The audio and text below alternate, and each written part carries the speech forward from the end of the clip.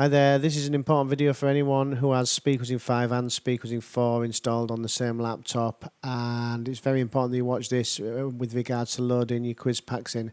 On version 4 you would click on the load questions button.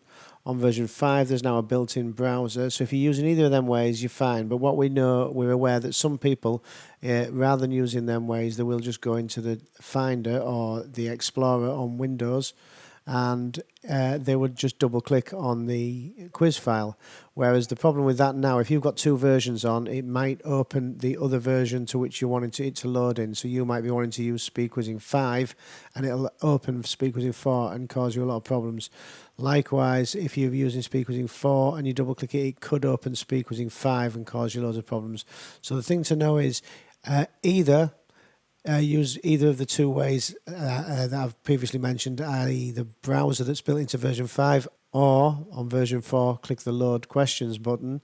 But alternatively, what you can do, if you do like to just find it in the Finder file, rather than double click it, drag it onto the version that you're using, and that will alleviate that problem. And I'll do the same on version 5. As you will have seen in my previous tutorial, you shouldn't really have both versions open at the same time, but I'm just doing it for the benefit of this. So I've dragged that on and there it is, there's your quiz file. Okay, I do hope that makes sense. Thanks for watching. Watch the other videos in this playlist regarding migrating from version 4 to version 5. Thank you.